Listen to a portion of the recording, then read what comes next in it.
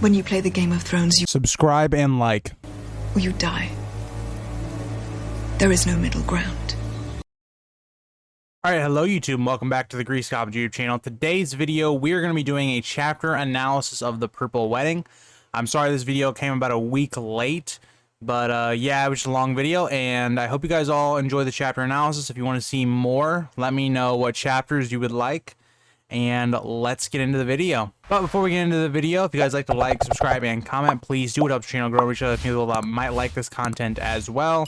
And now let's get into the video. So at the start of this chapter, we're kind of talking about how Joffrey and Marjorie are getting married in the Sept, and we're hearing this through Tyrion's POV. He's very bitter and kind of angry in this chapter, where, you know, he's saying things like, you know, he saved Joffrey's crown and all that, and we're given kind of a description of Joffrey and Marjorie.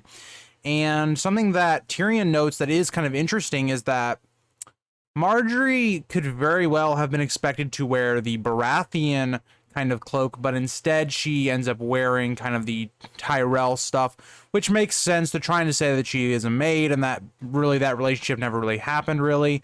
So it is interesting to see how that comes off, and as well as something that we see as a reoccurring theme, and a question we get is Marjorie actually a maid? We don't really know.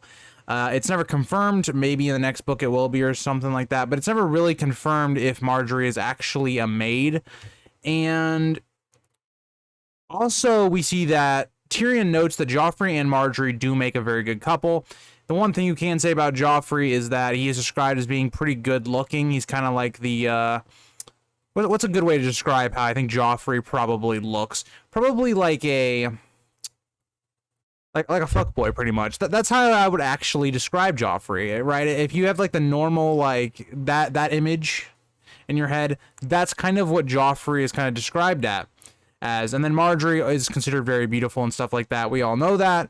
So yeah, we get into this, and Tyrion kind of starts to think about his last interaction with Joffrey and how the Valyrian steel sword that is given to him by Tywin, how Joffrey remarks that he is no stranger to Valyrian steel. And this is kind of where I believe we get this kind of question answered, whereas in the first three books, really, we're not given actually a lot of information on who actually sent the cat's paw, right? There's a lot of different people that are accused, there's a lot of theories, but this is the moment where I think it was realistically confirmed almost, because Joffrey saying this is very odd. There are no Valyrian steel swords in the Lannister house. There isn't one with the Baratheons either, so very interesting that he would say this. And the reason that he does say this is because he is the one that arms the cat's paw with the Valyrian steel dagger. And Tyrion kind of starts to put this together, and also kind of Joffrey's whole thought process, where he had heard that Joffrey had told the Hound, you know, to send a dog to kill a wolf, and that Joffrey wouldn't be that stupid, right? So Joffrey, more or less what he probably did is that, you know, he found some random like camp follower or whatever, gave him a good amount of gold and all that, and said, yeah, go kill Bran when we all leave, right? It makes sense. And I think that is where we finally figure out that Joffrey is the one that does this. It is still kind of a mystery, I guess, just because it's not confirmed. A lot of people like to think it's Littlefinger. I just don't think the reasoning there makes a lot of sense. But that is kind of our opening to this chapter, where, you know, you see Tyrion really bitter, because you also have to think, because Catelyn thought that dagger was his, he almost dies. So because of Joffrey, Tyrion nearly dies. And also in this chapter, we also get the idea that Tyrion just still feels like he gets no recognition for how he saved Joffrey and the King's Landing as a whole. And we'll get this feeling even more when we get to the trial and things like that. But in this chapter, we definitely feel the unease that Tyrion is feeling, and the kind of this disdain for Joffrey in this chapter. Moving on in this chapter, we kind of have Tyrion kind of thinking that Joffrey knows that he knows about the whole dagger situation, and it's again another hint that Tyrion's tongue and his mouth will be the death of him, And this is a very reoccurring theme. It's something that comes up a lot. And it's something I could definitely see actually being the outcome of Tyrion's story as a whole, where Tyrion just talks too much and eventually gets himself into trouble. So that is something that is expressed here again. And then the next thing I want to talk about as we continue, Tyrion just is not having a good time with this wedding, because Tyrion then remembers his own wedding. And the show version and the book version are very different. Whereas the show version, Sansa kind of has some sympathy for Tyrion and kind of, kneels down so that he can put the cloak over her. That actually doesn't happen in the book. She actually kind of refuses to do this. And Tyrion still has that disdain towards her for that. And he kind of thinks in his head, don't look at her, whatever, and all that. And thinking, couldn't you have just bent your knees? Like, was it that difficult? And it is something to bring about that Sansa just is not a very nice character. I feel like in the books, they gave her a little bit more redeeming qualities. But Sansa, I get it. She goes through a lot in the books. But Tyrion is one of the few characters that actually does try to protect her and stick up for her. And she just treats him with nothing but coldness. So it is interesting the way that is brought up again. And we continue to have Tyrion and his anger is just rising. And the last part of this page is kind of, we have the cloaks being switched, and we have, Marjorie going from Mace Tyrell's protection to Joffrey's, and Tyrion, rightfully so, thinking, okay, but who will protect Marjorie from Joffrey, right?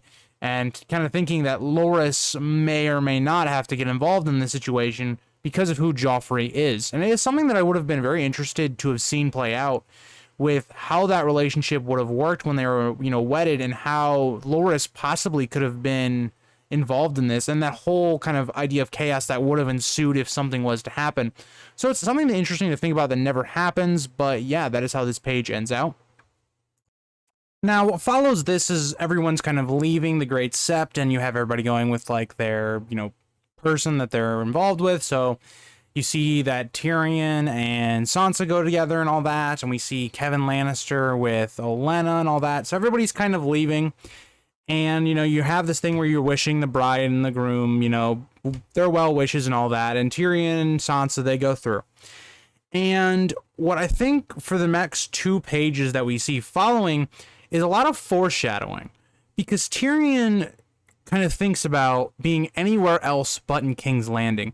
He even compares that he wished he had found some excuse to leave the city, kind of how Littlefinger had. So Littlefinger gets brought up in this, for one, and 2, the next 2 pages, it's really him talking about to Sansa that we should, go to Casterly Rock, or we should go to Old Town, or Bravos, or go to any of these places that are not King's Landing, and trying to almost make her happier, trying to give her some joy, get her out of this place that has caused her so much pain.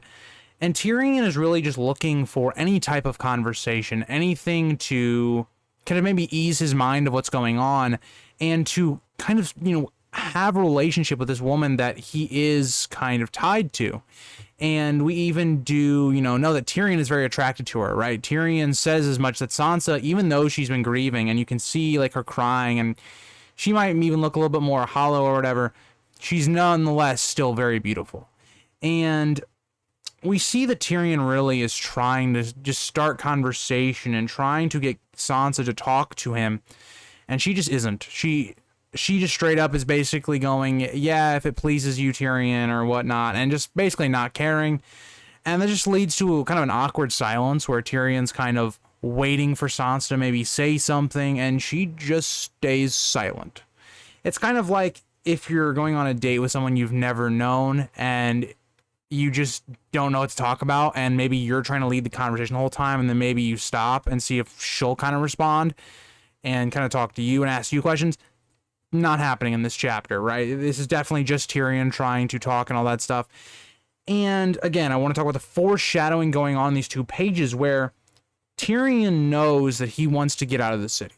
He can tell that Joffrey's rule being cemented now is bad for him. Joffrey does not like Tyrion, and Tyrion even thinks that the kind of thing where he takes the Valyrian sword or steel sword and breaks the book of the 4 kings was a sign.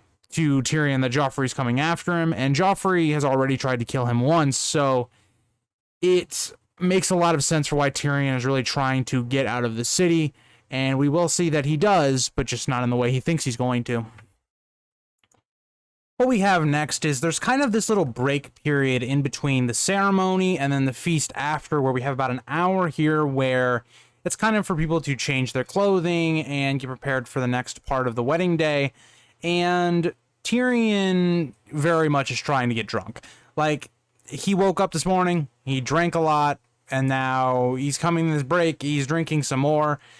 And I think one of the most awkward interactions we have in this chapter is Shae and Sansa, right? They're, Shae is trying to get Sansa ready for the feast, and Tyrion kind of remarks this when he walks into the room, because he has to change as well. He has a doublet laid out, and you can see how Shae is so happy. She's so naive to the world and all that. And then you have the opposite of that coin, where you have Sansa has seen the horrors of the world, with her father dying and all of her family and all that, and you see the deep sadness within her. And we also get the first remark of her wearing the net and the gemstones that are going to be very important in this chapter. And so then we kind of see that they're getting ready, they get done, and then we go into the feast, and Sansa and Tyrion, doing the normal courtesies, come into the feast, and they eventually start to take their place. Something I also want to note before we get into the actual wedding feast is that Shae also, in the scene where Shae and Sansa are together, asks if she can serve at this wedding feast and all that stuff. And it's like Tyrion just sitting there going, what are you doing? It's like, do you want to get found out and or killed? And it's something I think is very, again, we see the naivety of Shae, where in the show I think they painted her as not as naive, but as someone that believes she could take care of herself. In the book, she just comes off as being very naive and very kind of lusty almost. So yeah, let's get into the wedding feast and kind of the big portion of this chapter.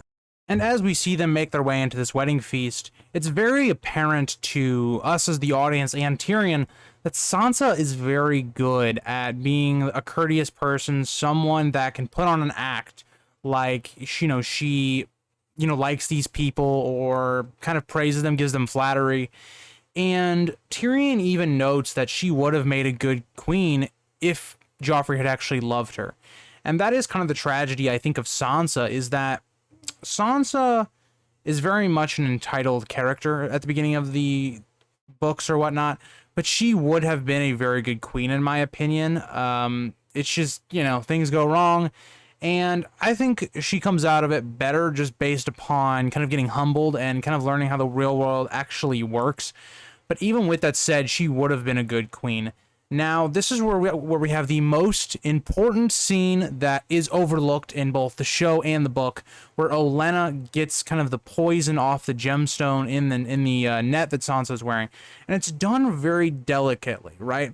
It's like there is a tension put onto this interaction with Olenna, but at the same time, it's something that you wouldn't expect, right? Because Olenna kind of walks up to Sansa and goes, the wind has been at your hair and your hair's a little bit messed up or whatever, and kind of starts to kind of, fix it for Sansa, right? It's something that would seem like, okay, this is completely normal, right? I mean, Olenna, this is kind of her character, and we see this, and we know this is when she gets the poison. And then what I think is interesting is Olenna is basically talking to Sansa like Tyrion's not even there, right? And she kind of asks her to come sit with her and talk and all that stuff, and it's like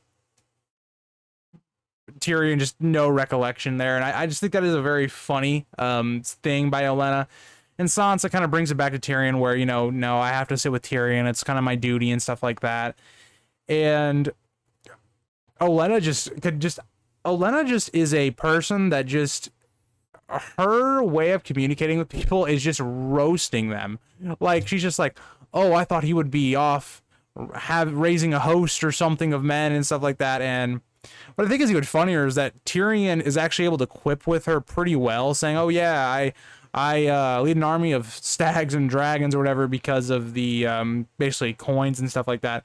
So a really funny scene, but has something that is a big impact to the story that basically goes completely under our noses on your first reading. And I love that about this little interaction that we have here. Also, something to note that happens about this time in the chapter as well is that this is the first time we see Lancel outside of, after the battle, right, and after his injuries. This is the first time we see him, and he's described as being very aged. His hair is like white. He looks very thin. He's ghastly is what he's described as. And it is something that's interesting, as we'll get further into Lancel's plot in the next 2 books. But Lancel does not look anything like his normal self. And I can almost kind of see that as in Lancel in the inside is very much not a Lannister anymore either, right? Where you see his personality in Clash is a lot different than how we're going to see in Feast. So I think it's very interesting the way we have that contrast as well, where Lancel on the outside is a different person, but it also is on the inside a very different person as well. At this point, we have the conclusion of the interaction with Olenna, Tyrion, and Sansa, and they all walk into the wedding feast kind of hall where they were kind of all maybe talking a bit. Now they officially enter. Marjorie and Joffrey come in with like their, horses or whatever, and everybody kind of sits down. We have the pleasantries where, all of the Lannisters are kind of welcoming Marjorie into the family, and all of the Tyrells are welcoming Joffrey into the family. All that nonsense that nobody cares about, right? But something that I think is very interesting is that while Tyrion and George R. R. Martin are describing the feast to us, what's going on, this is a very happy feast, right? Where this is kind of the polar opposite of what the Red Wedding was. The Red Wedding was George R. R. Martin gave us a sense of something's going on, of mystery, of almost an underlying dread. And in this, there's nothing but happiness. The only person that we get, or the only 2 people we really get that feel not good and are just unhappy, are Sansa and Tyrion. And we really get this from Tyrion's point of view, where Tyrion, looking around the feast, just sees happy people everywhere. He sees couples, and I very much would compare this to when someone that you see has like they're single, right, and they're surrounded by people that are in happy relationships and stuff like that. This is kind of how Tyrion kind of feels, where Tyrion is married, but there's no love between him or Sansa. And it's a really big feeling that I think Tyrion carries throughout all of these books, that he always wanted a woman to actually love him, and that feeling of actually being loved that he never really has felt outside of Tysha. And I think this is very good and a subtle kind of payoff and almost setting up for the Tysha reveal at the end of the book, where really Tyrion at this point does not believe he has ever actually been truly loved, because at this point he believed Tysha was a whore. And when this feeling comes rushing back in the end of the book, where Tysha did love him and that he actually did have what a lot of these people did have, that is the reason Tyrion breaks down, and mentally we see him struggling with depression and anger and things in the next book, and why also he kills his father, because this is something that is just horrifying to him to find out, especially from Jaime, the one person he trusted. So that is a big thing I wanted to talk about in this, couple pages here, where Tyrion really is just not having a good day. He's angry at people. He's seeing all the things he wishes he had. He even thinks about what would Sansa actually do if he was to plant a kiss on her or try to show some affection to her. And he kind of realizes that there's no point, right? She would just be cold to him. And yes, she would do it just because she's doing her duty, but there would be no love in it. It would be kind of like if you were kissing a corpse, where there's no love in that, right? And that's kind of how this wedding feast starts. Now, getting back into the feast, a lot of what we see from the next kind of part of it is that we get 77 courses of food and drink and all that. That is a lot. This is a very exotic wedding, very lavish wedding. This is the wedding you want to go to, right, if you're in Westeros. Like, because even you, as someone that may be like a minor lord of a house or someone of very unimportant stature, if you can get into this wedding, there's plenty of food, plenty of entertainment, And this is one of the things Tyrion hates about this, and he's just waiting for this to be over, is that we have constant singers. So we have the first singer who kind of does more of a, kind of trying to favor the High Garden side, a telling of Renly's betrayal, and kind of him repenting and coming back to help save King's Landing, like when we see with Garland dressing up as, you know, Renly. And it's really interesting, right? Because, you know, you kind of see another side of how people would look at that. And we get into other singers where the Reigns of Castamere is a very common one, trying to gain favor with Tywin and all that. And Tyrion is already sick of this. And what I think is very interesting, one of the very few, like, interesting things we get into the mood of the Purple Wedding is that Tyrion kind of goes to Sansa to try and start conversation again, because, again, he wants someone to talk to. This is boring for him. You know, he's at a place where not a lot of people like him. And, you know, he's basically like, you know, so which did you prefer out of the singers? And she just basically goes, oh, I wasn't really listening and all that. And Tyrion also notices she hasn't been eating. So it's one of those things where you can definitely tell Sansa is not in a good place, right? Because Sansa, for one, right, was told to kind of wear the necklace, or not the necklace, the hairnet thing or whatever, and all that. And also, his, you know, her mother and her brother also died at a wedding. So it's kind of just probably in the back of her mind thinking about how they died constantly. And Tyrion instantly regrets this. So he understands, you know, because, you know, he kind of then goes and asks, is something amiss? And he starts basically thinking about what I just said. And it's like, of course something's amiss. But it goes something where Tyrion almost feels like he's speaking to the audience, or George is kind of speaking to us, making us question, is there going to be something bad that happens at this wedding again? And that's kind of how I took it when I read it, right? Because Tyrion asking Sansa, is something amiss? It's kind of like us. We're sitting here with this wedding, and it's like, is something going to go wrong? And all that, because we've had kind of an uneasy kind of feeling leading up to this chapter with a lot of Tyrion and Joffrey's kind of sparring and stuff like that. And we've also seen that Tyrion is in a very bad mood going into this wedding, but for everybody else, they're having a great time. So it's going to be interesting the way we see the rest of this chapter play out, looking at that information. Now, we get to one of the last singers, and I believe this is a really interesting and an insightful way, and kind of provides another character here that is kind of on Tyrion's side, and someone that is really kind to Tyrion, which is something we don't see throughout the books very often. But we get this song where it's kind of the recounting of the Blackwater, and the singer's kind of version of it. And in this version, really, Tyrion is not praised at all. All the praise is going to Joffrey, who did nothing, and Cersei, who did nothing, and saying how, you know, valiant they were and all this stuff. And it shows kind of how the city doesn't give Tyrion any credit, and no one really does, on how he really was the one that saved the city. Even though his father did come with the Tyrell forces later on, he was the one that really kept them alive. And it's something we will see later on when we're getting to the trial speech and all that stuff later on the road. But this is kind of that prelude to it, where Tyrion already feels this kind of feeling of disdain, and we felt it all throughout this book as well with Tyrion. And, you know, he even blurts out that, you know, if he was made Hand of the King again or whatever, the first thing he would do is get rid of all these singers. And I think it's really interesting that Garland and his wife, or this is Garland Tyrell, by the way, basically are like, yeah, you know, he's not wrong, right? It's kind of terrible. And also that, like, Garland starts to actually praise Tyrion about how he used the wildfire and the chain, and how he had, you know, the clansmen taking out Stannis' spies so that Tywin and his forces could come up from the rear or whatever.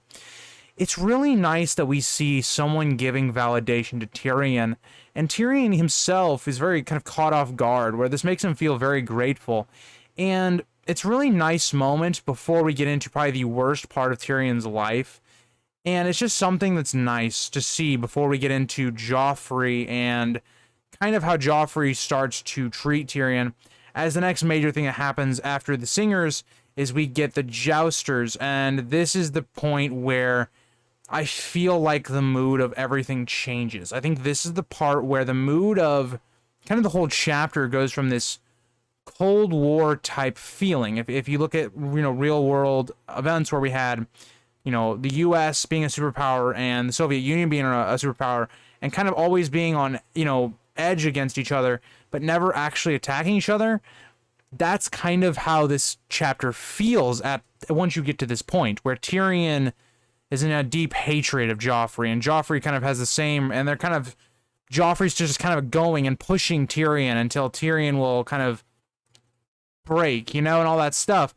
And it's interesting the way that we see this play out. And I wanted to bring that up before we start getting into the main part of this chapter and the actual poisoning of Joffrey, but that is something to keep in mind. Now, something also to note in this chapter is that at this point, Joffrey is very drunk.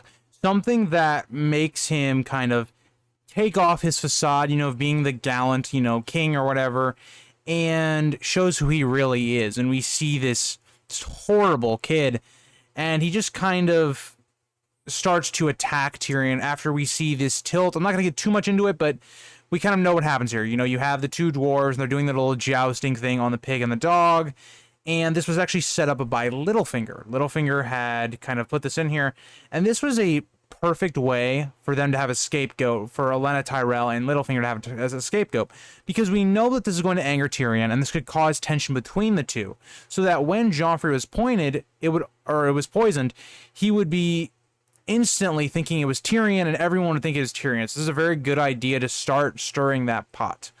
And at the end of this, we see that one of them, ends up winning the joust or whatever, and Joffrey in his drunk state goes, we have a champion, or whatever, and goes to Tyrion and says, will you defend my kingdom from these other people that would try to usurp it or whatever. And what I think is interesting is Joffrey is kind of hinting at that Tyrion is trying to usurp his crown. And I think it's very interesting that this is the mindset Joffrey has, right? Because Joffrey, to me, is just very stupid. Tyrion would never kind of do that, especially when his family is in power. And if you look at all the lessons Tyrion's ever tried to teach Joffrey, it's not about, taking more power for himself or doing any of this other stuff. It's usually about trying to make Joffrey not stupid, right? And it gets to the point where it's like, once you realize who this person is, you can't fix them, right? Joffrey was just a psychopath for the most part. And it's interesting to see the way Joffrey kind of starts this up. And Tyrion, kind of in his anger state, gets up on the table. He doesn't even remember doing it. He just gets up on the table, and he's basically like, I will if you do. And it's funny because he plays into it. It's not like he's that angry. He's playing into it at the beginning because it's something Tyrion's always talked about, especially when we see with Jon at the Wall, where he is like, people will think what they will think of you. Don't let it hurt you. Use it. Don't let it, don't let people think that it's hurting you, right? And that is something that I think is very interesting. And Tyrion kind of plays into the imp role here. And it's something that I've talked about before, is that kind of gets him in trouble a lot. And when we see that when he goes on trial, the way he acts and the way he plays the imp role is a big reason why a lot of people do not like him. Now, it is because he is shorter and he is kind of deformed. His nose is cut off. His appearance definitely plays a big role in why people treat him that way as well, but he definitely doesn't help himself at certain times as well. And Joffrey kind of responds to the jape of Tyrion wanting to do this joust with, Joffrey, and responds kind of with saying, you're the only person that I would actually defeat, because Joffrey, says, I am no dwarf, why would I do this? And Tyrion, again, is just kind of joking, right? I think Tyrion at this point is not to the point of anger yet. He just very much is trying to play the laughs and just get this over with. And this does not go over well, right? And we see Garland continuing to be a really good dude in this chapter to Tyrion, kind of telling Tyrion, trying to give him a heads up that, hey, Joffrey's coming over here. You better get ready. And Joffrey just straight up, with no words, just dumps this chalice on Tyrion. It's a reminder of how childish and just of an asshole Joffrey really is. And that's something I really like that George does in this chapter, is he reminds you how horrible of a person Joffrey is. So when that Joffrey dies, you just feel great. Like, there is this kind of like, oh my god, the way he goes out is awful, but it's such a great payoff of 3 books of just Joffrey being an asshole. So this ends up happening, and Garland has the audacity to call out Joffrey like there.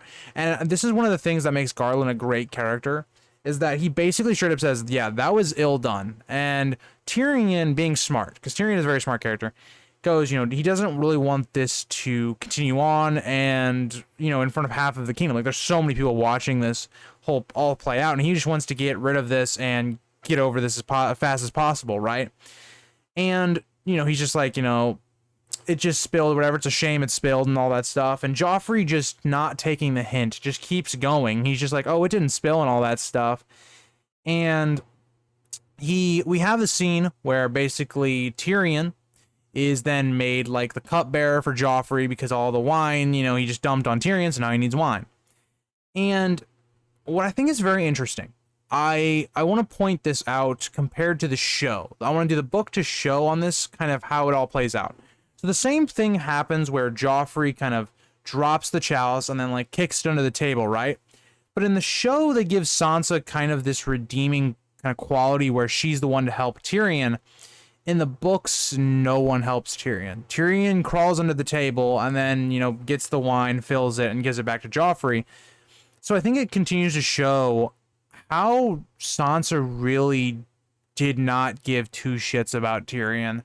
I mean, Tyrion is basically being belittled in front of the entire kingdoms, and Sansa, it just feels like she just is somewhere else and just does not care at all about this at all.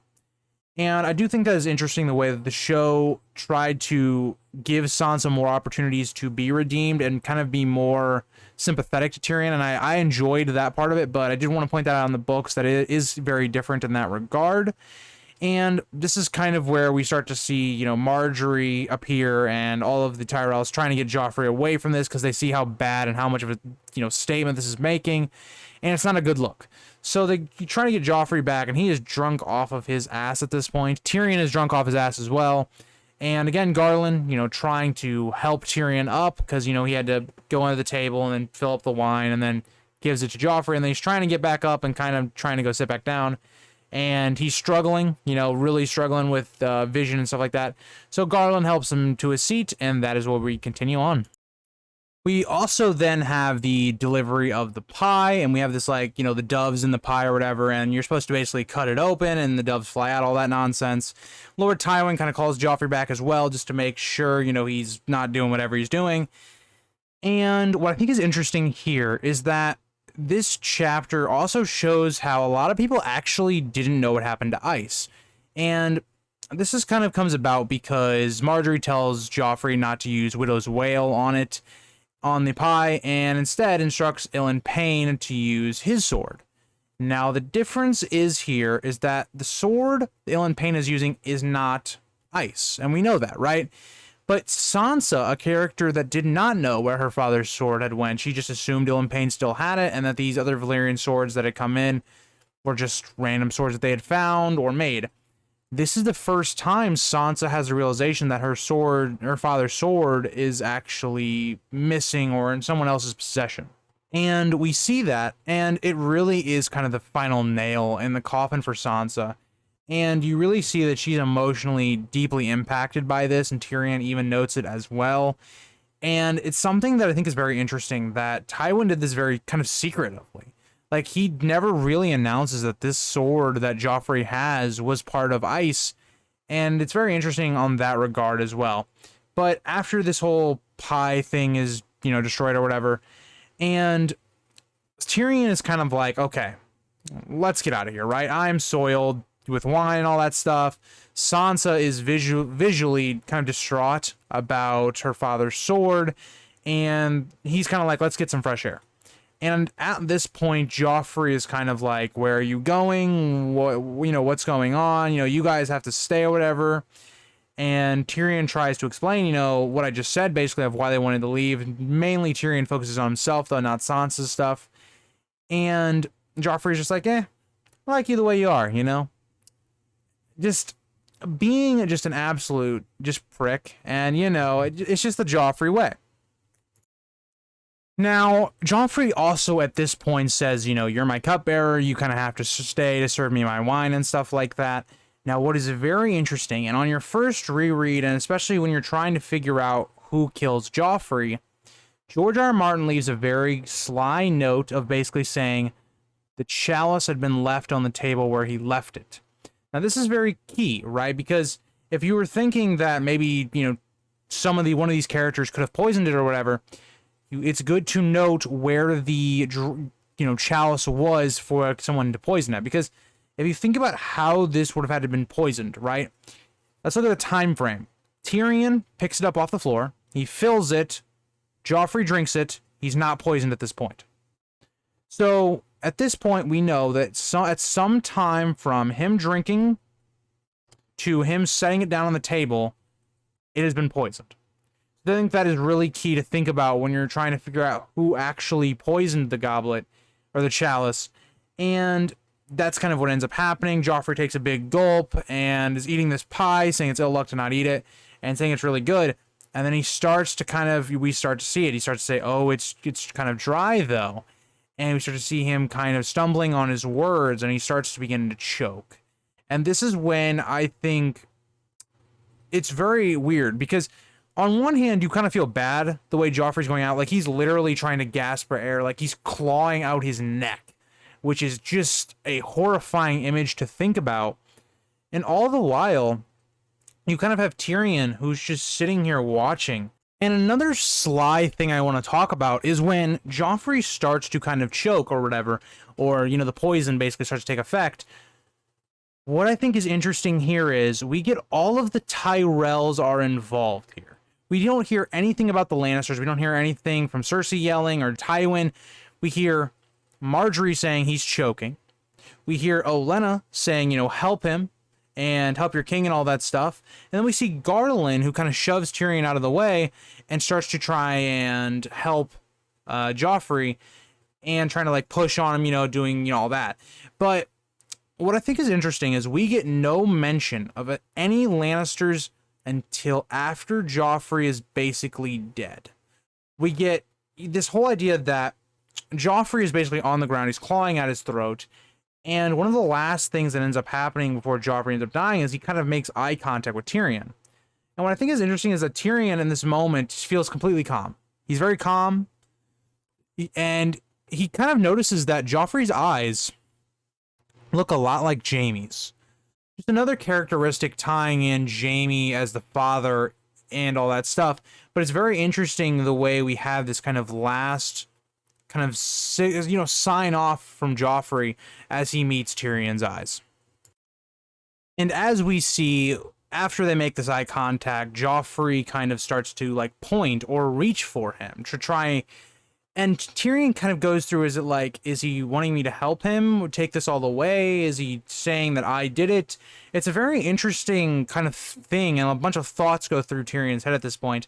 And now we finally get Cersei. After all of this, Joffrey at this point is basically dead. He's going to die in a few seconds. We, see that Cersei's visually upset. She starts yelling no and all that stuff. And what I think is very interesting is that Tyrion kind of understands the situation a little too late. He starts to think of how his wedding is looking great now. I mean, compared to the last two major weddings we've had, his is looking pretty good. And, you have to agree to that. And also, he goes to the wedding chalice and sees that there's still some wine in it, and he pours it out. Because, again, he already instinctively thinks it's poisoned, which he should.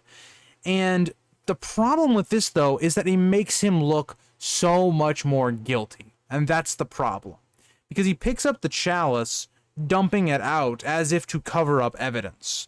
And that is a very bad thing he does, for one. Number two is, he should have realized he should leave.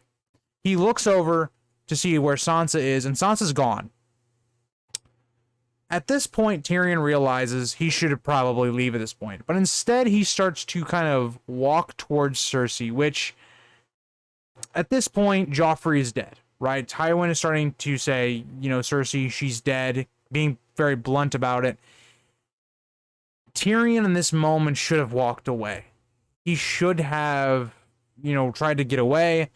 But at this point, it's too late. He's already walking there, and he is eventually going to be the one that gets imprisoned for it. So at the very ending of this, chapter, we have that Tyrion walks up or whatever, and Marjorie and her mother are basically saying, he choked, we all saw it, and there was nothing we could do, right? And Cersei instantly goes, no, he was poisoned, and that Tyrion ended up doing it. Now, this is the big part of here that I want you guys to understand, is that, again, who is the Kingsguard that actually takes, prisoner Tyrion? I've been giving you guys a very big reference in this chapter that the Tyrells are given a huge spotlight in this chapter. Everything revolves around them. But when we look at it, the person that ends up actually taking Tyrion into custody, because Cersei says, Kingsguard, do your duty, and, whatever. And Loras is like, what do you want us to do? She goes, take Tyrion as prisoner. Now, notice that Loras Tyrell, of all the Kingsguard, is the one made to do this, and how he is specifically name-dropped. Because George R. R. Martin is constantly giving you hints, right? That the Tyrells are the ones that you wouldn't think would be doing it. They're the most involved in this chapter, but they're the actual ones behind it, and specifically Olenna. But that is kind of my analysis. And one more thought I want to talk about in this video before we end it out is that Tyrion is really the one that's suspected of killing Joffrey. And I did a video about this last week, but I thought it was very interesting, is that the reason he really is the one that's accused is, one, because of the kind of picture he's painted himself, that he is this imp, devilish type of character. Two, Sansa leaving does not help his case. And three, you also have, he makes himself look so bad in this chapter, where going over to the wine chalice and picking it up, not a good look.